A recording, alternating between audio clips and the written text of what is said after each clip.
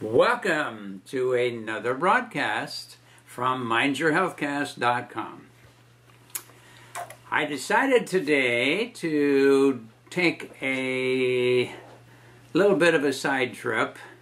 Not really a side trip, but I'm sure a lot of people wonder, who am I and what am I doing? And sometimes I wonder the same. At any rate, we're going to talk a little bit about my involvement in the field of natural health and also the path that it's taken me over many years. Now, as I've said before, I have somewhere between 35 and 40 years of work in the natural health field. But it's constantly been in change, not because I'm unstable and restless and can't sit still, but because as I have acquired more knowledge and more practice and more wisdom over time, it ends up that I have changed or tweaked the way I work for many years, and it's still in process. It never amazes me, no matter how many things I've studied and learned from all over the world. And I consider myself probably as knowledgeable as anyone, if not more so, about all the various therapies that are available in the world. I constantly am digging and reading and watching. That's why I acquired about 25,000 book library and probably a mountain of printed out material, booklets, another mountain of CDs and cassettes. I burned up probably 24 cassette players over the years before CD became popular, and I've probably gone through a half a dozen or so CD players. Constantly I'm looking for that one bit more information that can make the big difference in a particular person. So I'm kind of thinking of this as my journey into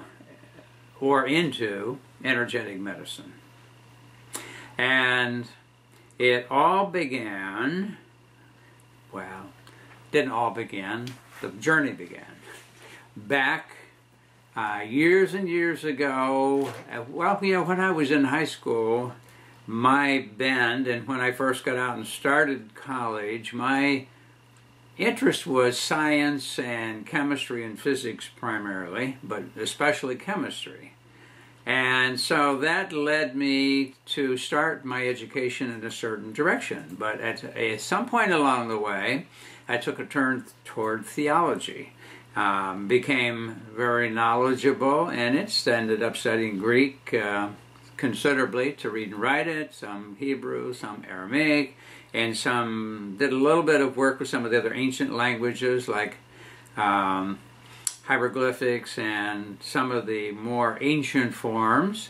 And that seemed to be the direction I was going. I actually was going to be a research chemist. That was my original thought. But as I got into the theology, that opened up a whole new way of thinking and a whole new set of doors. And in going to some programs on pastoral counseling and psychology, I ended up taking a turn heavily toward counseling and psychology. So I ended up studying at Cleveland Psychiatric Institute, which was a teaching program for that whole realm of the Master of Social Work, pastoral counselors, psychological counselors, psychiatrists, and so forth. Cleveland Psychiatric Institute was a training institute specializing in schizophrenia. So I had a 2-year program there, which was a really good introduction to the psychological field. And so I started more heavily into the counseling and psychotherapy.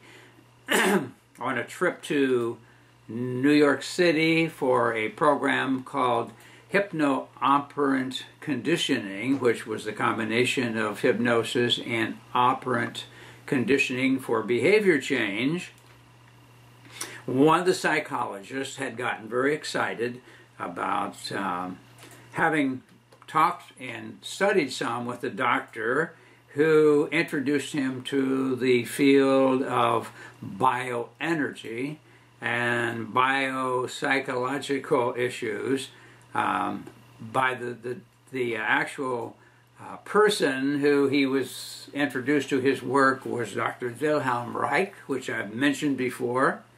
And Dr. Reich was from Europe. He knew Freud and followed Freud in his work, and he became convinced that psychological problems were much more than just in the psyche, that they affected the body, and that the body became intertwined with the psychological problems.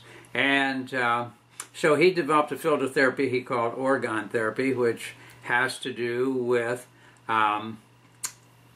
creative energy or organic energy.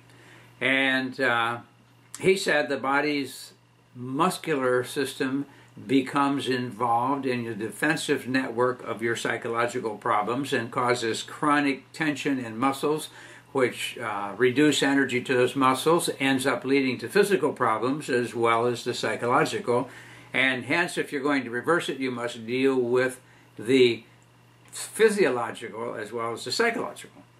And so I became very intrigued with the whole concept of the body and body energies. So that led me another direction to add to what I knew, and I ended up studying Oriental medicine or Chinese medicine, which is highly based on energetics of the body. And that was an interesting and mind-opening experience because they looked at the body and the world and the universe from an energetic perspective and how that affected or influenced the physical. And going from that, it took me then that step further of looking at the body energetically as well as the psychological aspects of it. And so it was all basically a form of psychoenergetics. And that took me one step further, and I ended up going more toward electroacupuncture. Electroacupuncture is doing acupuncture either without needles or doing low-level electrostimulation of the needles once they're in. And I ended up learning a lot about that, and along the way I had started the study of nutrition and herbal medicine too. And so all of that added to what I was doing. It ended up, I was in northern Ohio, and Ohio was not the most friendly state at the time involving natural medicine. There's a few states that were strong medical holds, and they were not about to let anything intrude into what they were doing. And consequently, Ohio, Illinois, Indiana back at the time, some of the states, especially in the Midwest, not counting New York and some of the other large ones, were heavily medical, and so not really very friendly to somebody intruding in with some kind of newfangled or old-fangled as it relates to acupuncture. They didn't want it. In fact, they even defined inserting a needle for acupuncture as surgery, and therefore you had to have a license as a physician and surgeon to do it. And so they thought immediately they would just take control of it and that would be the end of it. So at any rate, I came to Florida. There was a break that was a good time to relocate, so I came to Florida, and it ended up that acupuncture was just really taking off in Florida. There had been a lot of Chinese brought over for the better or the worse. Now, there were no licenses in any state for Oriental medicine or acupuncture or whatever. And the medical people had won the battle of wiping out naturopathic medicine in almost every state in the country, and almost for a while to wipe out chiropractic, which ended up that the chiropractors took a stand in Illinois, filed a large suit, and ultimately won against the medical people. They could no longer deride or run down chiropractic under penalty of severe fines and so forth. And so things were kind of changing, but Florida had some astute business people that after Nixon had come back from China and his physician had talked about what he saw going on with acupuncture, there was a lot of public interest.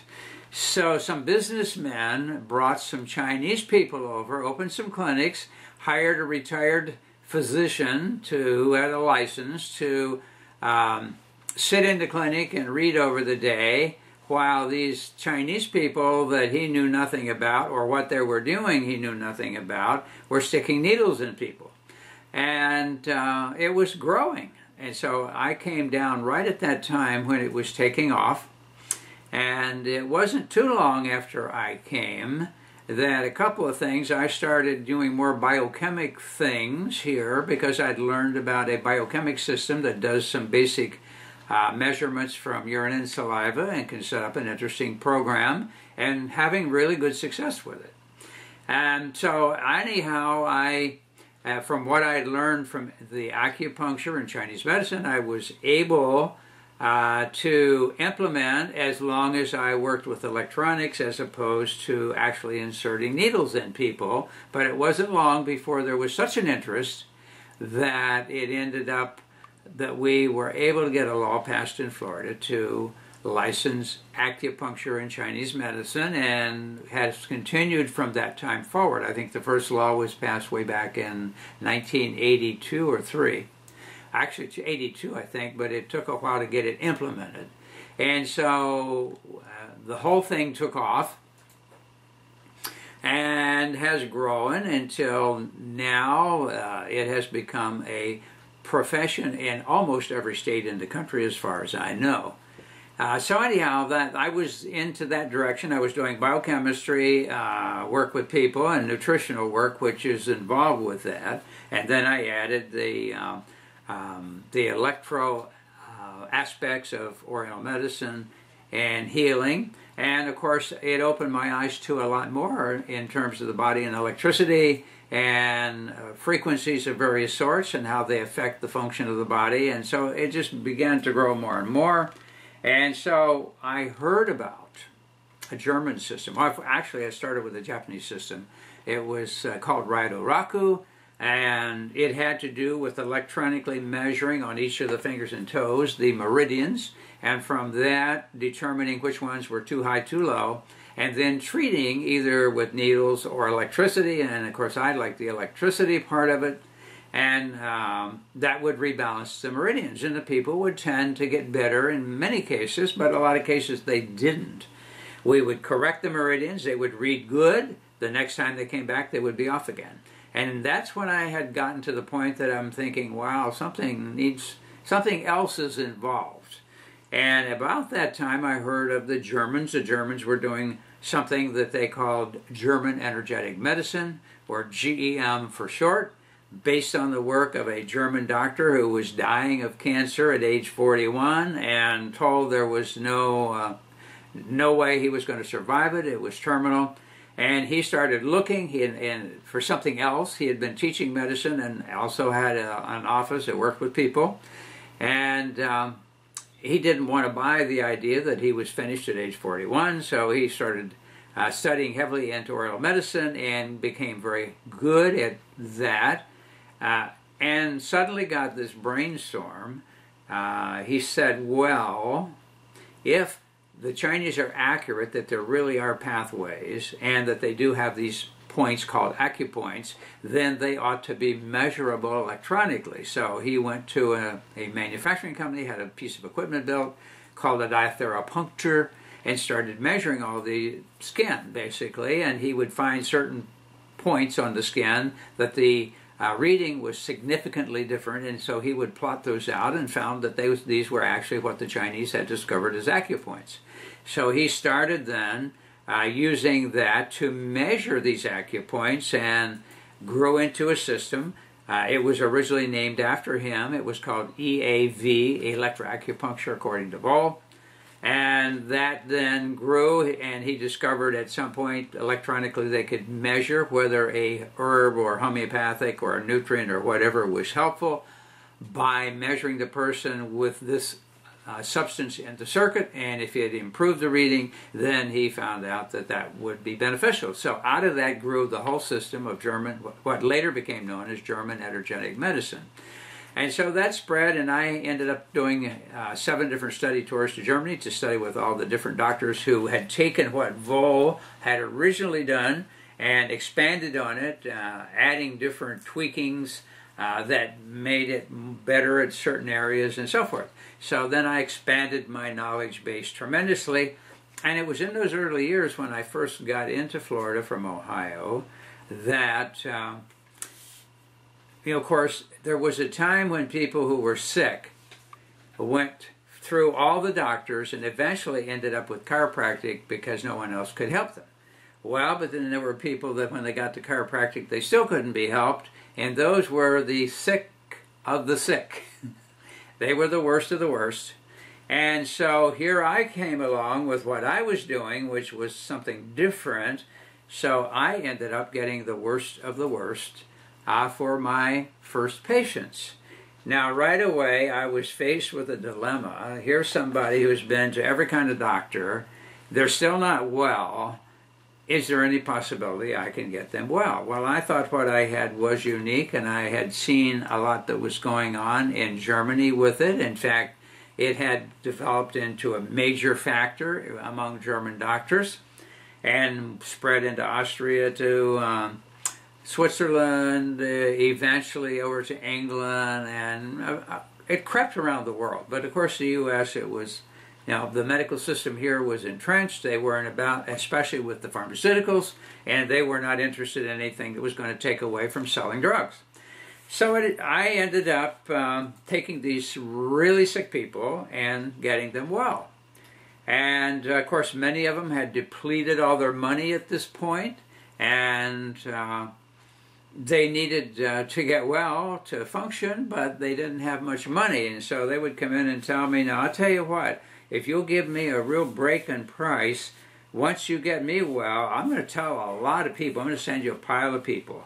And so I would take them at a very reduced price, and when they got well, they waived me a due, and I, as a rule, didn't see them again. And if they did send me anybody, it was usually someone even sicker than them, and poor, in most cases, more broke than they were. So anyhow, those weren't the easy days as far as getting started.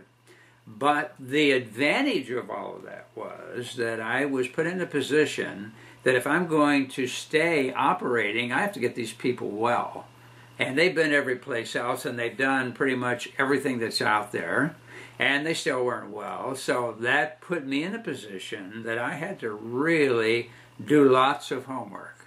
And I did. And so eventually I moved on from that into what I call bioenergetic medicine, because I went into supplements more and herbs more. The Germans, actually, when I went over there to study, used to laugh at American doctors that were doing this type of thing, that were using vitamins and minerals and nutrients of various sorts, amino acids. And they used to laugh and say, ha, ha, ha, you Americans and your vitamins. And so they were using just homeopathics and herbs, primarily homeopathics, and they were getting people well. But then what they didn't realize, that the same thing that had happened in America in terms of soil quality and food quality was starting to creep into Germany. And so on my very last study trip over there, I noticed that all of a sudden at this big exposition that they have once every year called the International Biological Medicine Week, all of a sudden there were booths set up with nutrients, and one in particular that I have used heavily over the years and still do. Here they were selling them and had all this literature out why it was important to take vitamins. What was happening is the same thing that had happened here earlier, is that the soil had become depleted. The nutrients were missing in the food, and when you're eating nutrient-poor food, your body's ability to defend itself is weakened, and hence eventually you start getting first more and more acute issues, and then eventually a lot of chronic illnesses. And so that's what they were starting to see. We had already seen it here. They hadn't seen it. I remember one of the German doctors came over after having made fun of using nutrients and all these other things. He came over and we were sitting at dinner after one of those seminars he was putting on, and he said, you know, if you American doctors can get these Americans well, you're pretty good doctors, because what would happen every time they came over to this country and did programs, the doctors who came to the programs would always bring some of their sickest people that they weren't able to get any results with, and they would think, here, this doctor from Germany is going to get them well. Well, unfortunately, the German doctors treated them the way they treated the people in Germany, and guess what? They weren't getting better. And so they were becoming frustrated, and I think they were finally about to the point to say, don't bring me your sick people when I come over, because they're not going to respond to the way we are working in Germany and Austria, because those are basically the two big areas that we had the doctors that we were being trained by when I went over. So at any rate, it was true. I had to dig deeper and learn more to get them well. So over the years, I began to get more and more results, and so more and more people came to see me. Now, at the point I had started, I was like the only one in Florida, and so it wasn't very crowded at all. And it actually got to the point it was difficult for people to get an appointment with me, because no one else was doing that type of thing, and more people were getting sicker and being non-responsive to the regular medicine or to chiropractic, and to even to acupuncture, because acupuncture doesn't work well unless there's other issues in the body taken care of. So bit by bit, it began to work good, and I've remained that way. I had there was a big period of time when I was invited a lot to come and teach programs to other doctors, which I did, and or for companies that sold products. They would want me to come and show the doctors how they could utilize what they had available to enhance their outcome. And so we had a lot of chiropractors, MDs, DOs, you name it, that I've trained over the years, but most of them only would do it on a part-time basis, so very few of them got very good at it. It's the type of thing that you have to see the big picture, and a lot of them did not see that. They had to understand homotoxicology, which, if you've been listening to my programs, that's how people get sick and how people get well, developed by a German doctor by the name of Hans Heinrich Reckeweg, who was also a formulator of a lot of homeopathic preparations in Germany and later here in the U.S. before he died. And anyhow, many of them never got very good at it, just because of the fact that they were looking for something fast and easy that they didn't really have to think. And in the midst of all this, the machines that the Germans were using were non-computerized, and computerization was growing. And so finally there were a couple of people in this country who were very astute, developed computerized systems that, instead of measuring all these points in the fingers and toes and having to write it down, which I did for a long time, it ended up that it could go directly in the computer and be recorded there, and you could print out when you were finished and all that. So it began to spread. So now, over the years, a lot of machines have developed.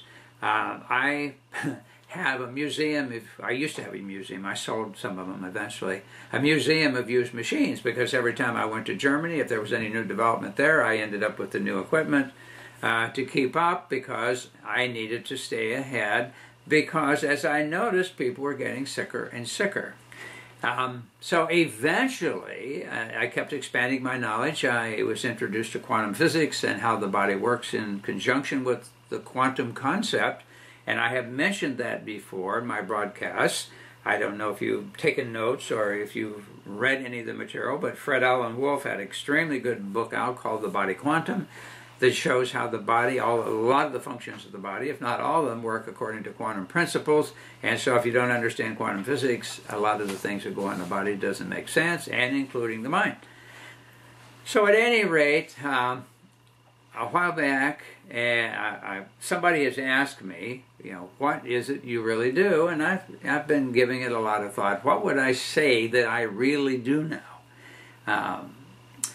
Even though in Florida I'm licensed as a doctor of Oriental medicine, I've studied naturopathic medicine and have degrees in naturopathic and something called physiatrics. That was before the modern medical physiatrics now. And something called mechanotherapy, which was another term for naturopathic medicine, because in some states you were not allowed to use the term naturopathic medicine, and Ohio happened to be one. There was a license at one time for mechanotherapy, but eventually the medical people got it phased out, and so they were without the naturopathic, and so at the time I came to Florida, it was pretty well dead.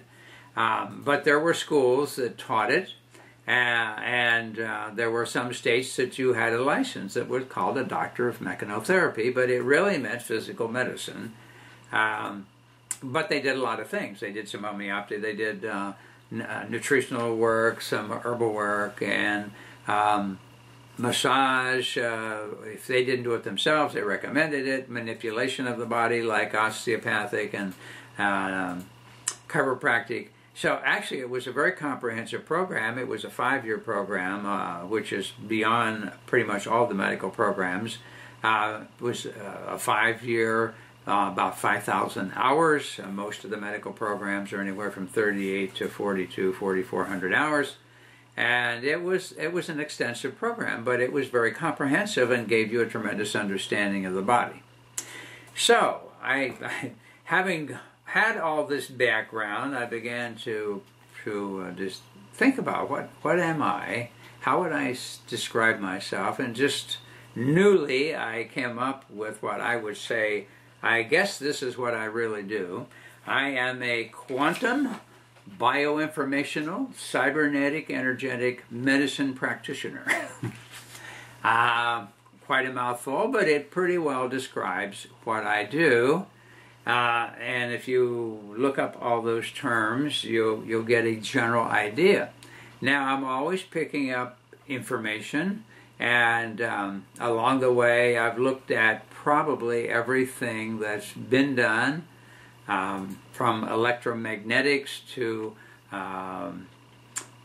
fixed magnetic fields, to pulsed electromagnetic fields, to color, to pulse color, to various types of light therapies.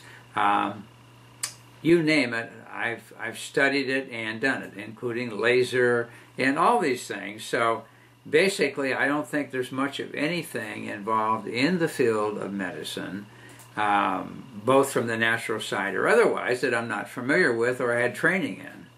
I've had a lot of background in pharmacology, and I understand how pharmacology works, and for that very reason I don't like it.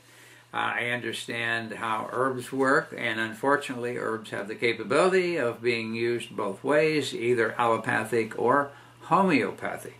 And until a doctor really understands the concept of homeopathy, they are really at a loss to know how to make use of it. If they're trying to use it to manage symptoms, it's not going to work that way because it's not a symptom management product. Now, on the other hand, an herb could be.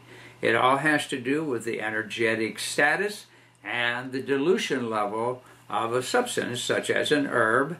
At one level, it can act in a curative sense, not that it cures, but it provides the right information and energy to assist the body to correct itself, or it can be used as a palliation of symptoms.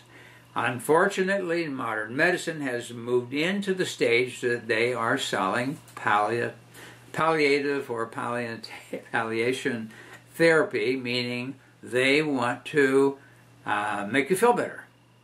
Now, turning off the immune system and getting rid of the symptoms of the immune system working does in fact make you feel better, but unfortunately, whatever your body was trying to correct did not correct, and now the person is worse. The problem, as the Chinese found out centuries ago, is that if your body has a problem, if you don't correct it, it just goes deeper and becomes more serious. So when you continue to mask symptoms to help the person feel better faster, for which they're willing to pay a lot of money, you're going to know, if you really have any knowledge of the body, that has not solved the problem, that it's going to go deeper, and it's going to manifest as a new group of symptoms at a deeper level and more serious. Now then, if you mask those symptoms so that you feel better, it moves deeper. So why do we have such a proliferation of chronic illnesses today? The reason is that we've palliated acute symptoms so that people could feel better faster. You know, they want that overnight cure. They think it's a cure because in most people's mind, no symptom, no illness. But of course that isn't accurate. No immune system, you have no illness, meaning no symptoms, but you really are sick. And you know, if you talk to somebody who has had an organ transplant where he's taken powerful immune suppressive treatments, they feel great. Nothing bothers them. They don't seem to get sick. They don't notice anything. They can eat anything. It doesn't bother them because there is no longer any reaction. The body's immune system has been turned off. And so that's where modern medicine has gotten. It's making a fortune selling you drugs that turn off symptoms so you temporarily feel better. But then you go back later and say, gee, I can't understand how I got this problem. Now, if you totally turn off the immune system, period, then the person will go for several years and think they're really great because they get no flus, no colds, no problem with anything. They feel great. Then one day, they might notice that their energy's down a little bit, and they may go in for a checkup, and all of a sudden, gee, you're full of cancer. Well, I didn't have any symptoms. My immune system was strong. Of course, I never got sick. Not getting sick is not a strong immune system. In this world that we live in today, we're constantly exposed to toxins, viruses, and all kinds of things that the body needs to get rid of. And if you mask that by shutting it down, you got a big problem. Okay, so I had to throw that in again, and I keep reminding you of what illness is.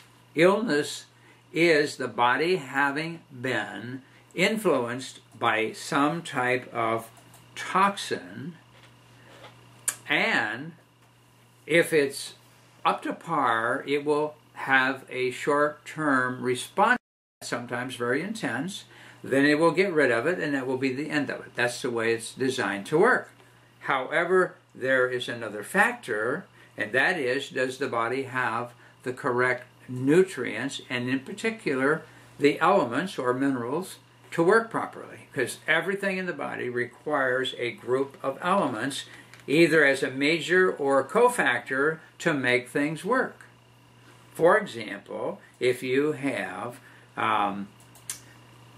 phagocytes being activated to digest either viral debris, which is really a toxin. If you want to look at virus, that's what it is. It's a toxin. A cellular toxin, because it can get inside the cell. Not always, but it can get inside the cell, and when it does, it actually disrupts and is toxic to the function of the cell. Okay, so when the body starts a response to get rid of that, an immune response, depending at what stage it is, but let's say eventually whether the antibodies have deactivated the viral particle or whatever the toxic material is, then the other type of white cell, the phagocyte, comes along that has to finally get rid of and digest this debris so it can be eliminated from the body. It's going to, in vicinity of whatever that is, release something called hydrogen peroxide, which is a powerful oxidizer, which will damage whatever that is. Whatever that toxin is going to be damaged. So if it were a viral particle, it's going to be broken apart by this oxidizer. Then it engulfs it and with enzymes breaks it down until there's nothing left. Now, the problem is if your body's not up to par and you release this hydrogen peroxide, it's not only going to damage that, it's going to damage other healthy tissue in the body. So the body has a management factor for that. The body produces an enzyme called catalase, whose function is to break down hydrogen peroxide into water and oxygen. And if you have that, that's great. But in order to manufacture catalase, the enzyme, you have to have enough good amino acids to build it, because all enzymes are a chain of amino acids arranged in a certain configuration. Number two, you have to have iron, which is a mineral that becomes part of the hemoglobin molecule that's at the core of catalase. And number three, you have to have copper, which is a catalyst to make this synthesis work, to take the iron and help make the hemoglobin, to help make the catalase, so you can have catalase. So that means if you're deficient in copper, it's not going to happen.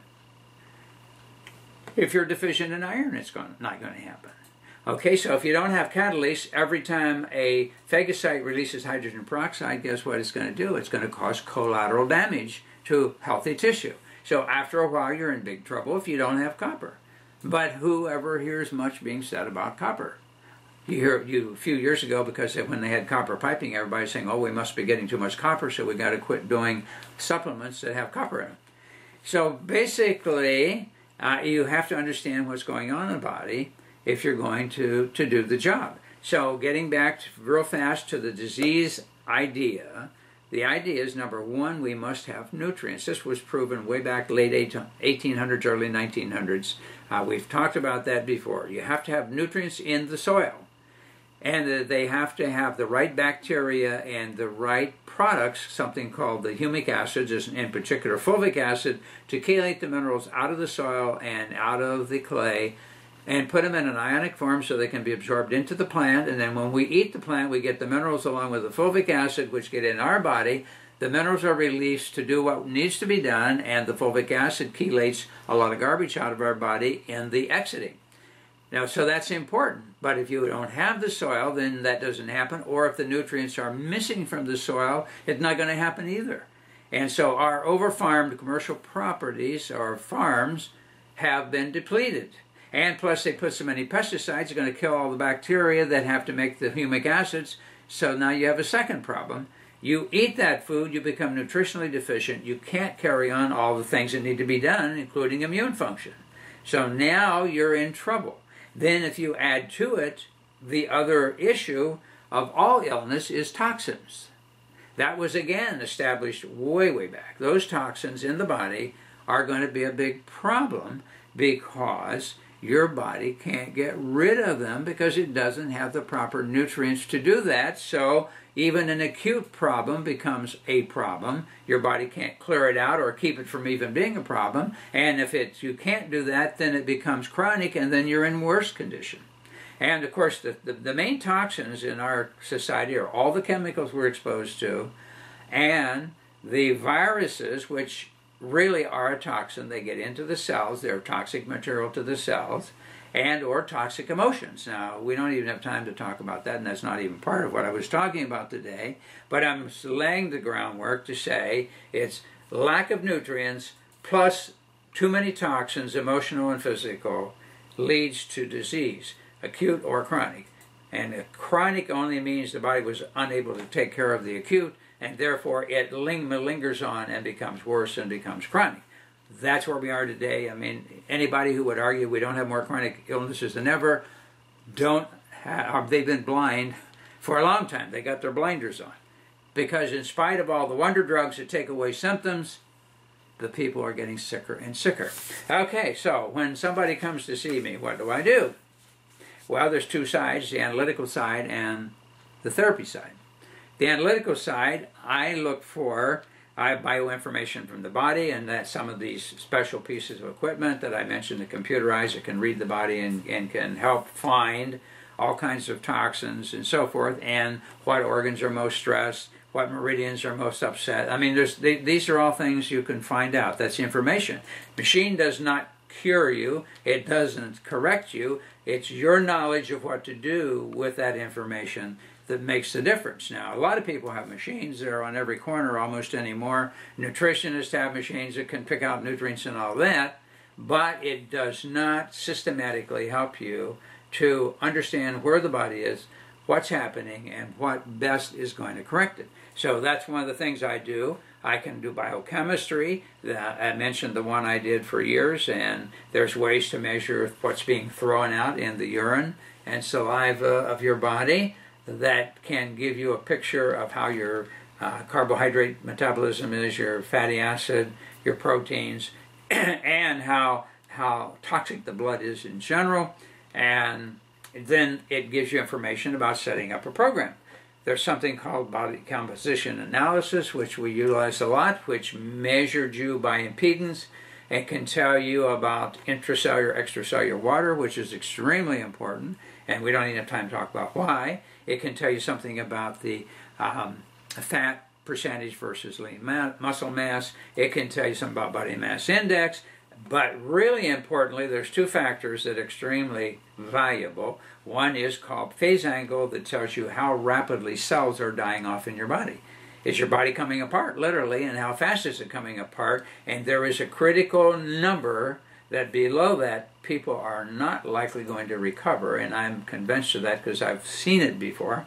And when the person is dying off so fast, the body cannot make the rebuilding new cells like it should, then you're in big trouble. So phase angle is extremely important, and if you can raise the phase angle, that person is getting well.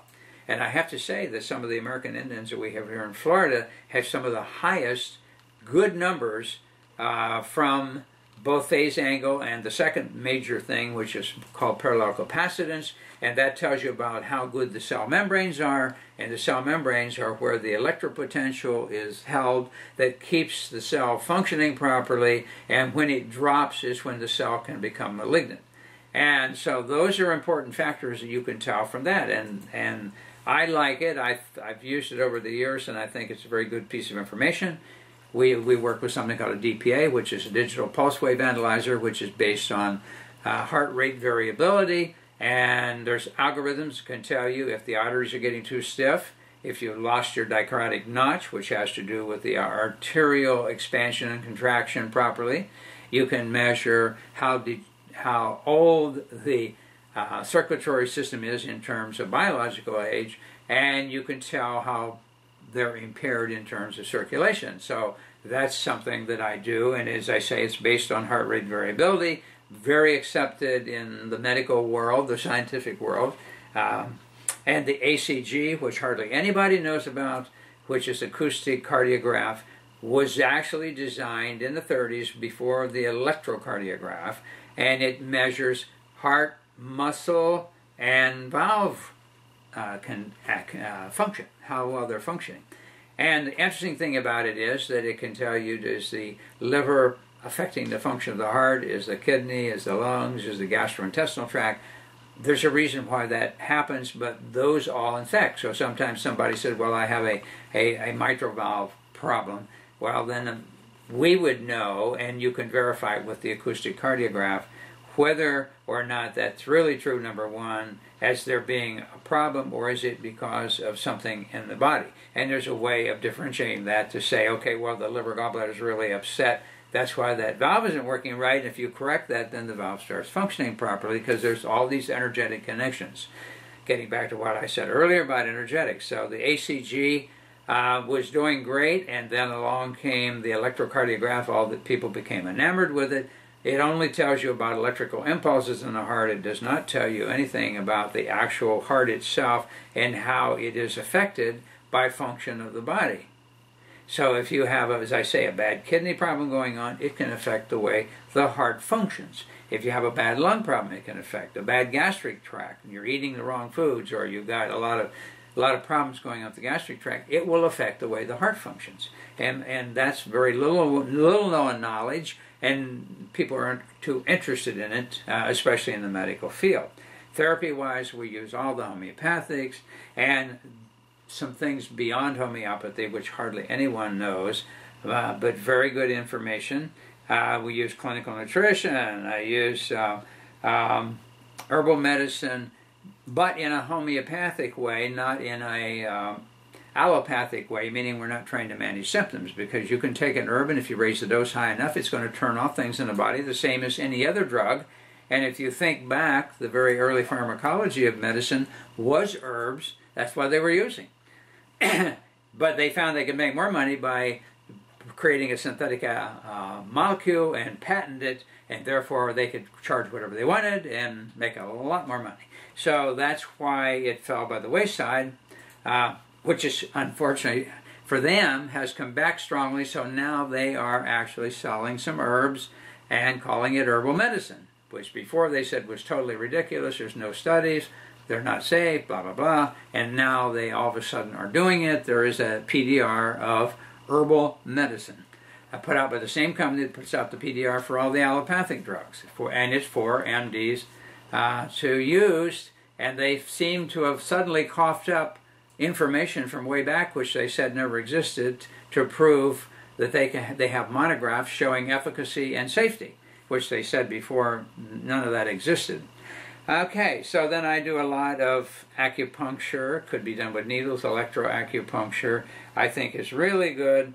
And color puncture, which actually there's been big studies that show the meridians, which really are pathways, and we don't have time to get into the actual physiology and anatomy of meridians, but it's there. The studies have been done. You just don't hear about it. And they respond to photons, whether of different frequencies, like with colors, but they do respond to photons, and so there's a whole realm of color puncture without needles, and especially effective in the ears and the ear points. But there's one little known one that I knew a lot about iridology, but I found out that the French doctor Noget had done some of the pioneering work that within the iris around the pupil there's a those who've studied iridology know of something called the autonomic wreath, which is actually has to do with the iris and the muscle of the iris, and the innervation, which has to do with the autonomic nervous system. And so you can actually rebalance the autonomic nervous system by using special color photon therapy in that area of the eye. We can't go into a detail, but has a tremendous impact in accelerating how rapidly the body is able to start healing and to correct itself. So hardly anybody knows about that. It for some reason fell into obscurity, but that's something we do. Sound we use a lot, especially from psychological as well as physiological problems. Again, I don't have time to talk about that.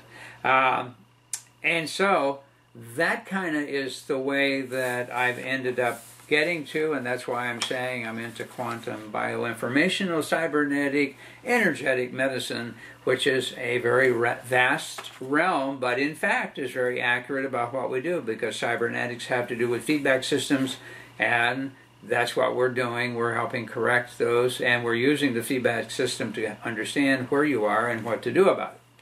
So anyhow, I hope I've given you an interview or an overview of what I do, so that you can have some understanding of the difference.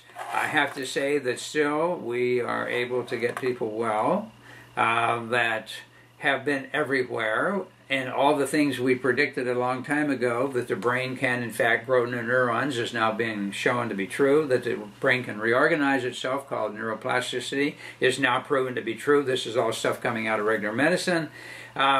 We've said that organs can regenerate. We've said that the DNA can be changed.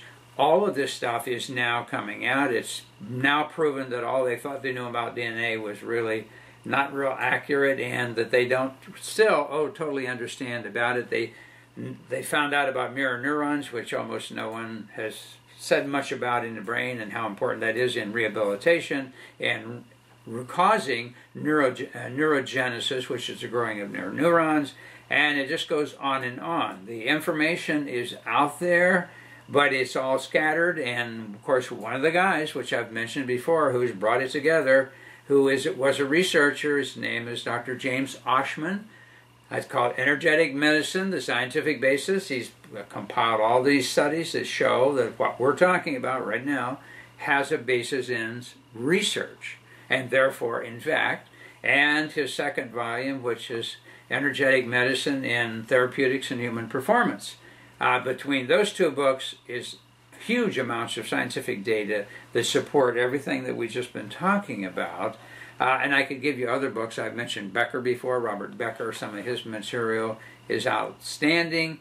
And if you want documentation, I always laugh when people come to me sometime and say, well, I'd like to maybe be treated, but you don't have any research, you don't have any scientific basis for blah, blah, blah.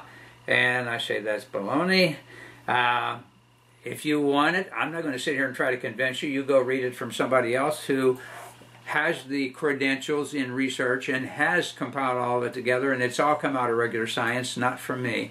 If you're really interested, there's the information. If you're not, then fine. You don't have to do it. I think it's a free country, and you can have any kind of therapy that you feel is what you are happy with.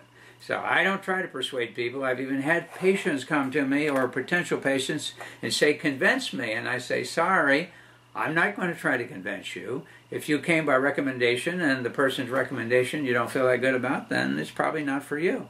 And so I'll say, it's out there.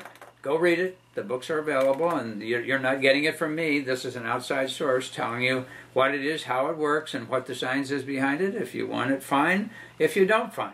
I don't ever try to convince anybody to come to my office, and in fact, usually I won't even discuss about it unless somebody really presses, because I know what the prejudices are, I know what the propaganda is, and I've watched it all over the years, and to me it's not worth hassling about. Either it's something that the person's been everywhere else, and I've had people come to see me from Mayo Clinic, been through there 2 or 3 weeks, and many of the other clinics in Florida, or around the country, and they couldn't find their problem. They came to me and they got well because they came on recommendation of somebody else who had a similar experience.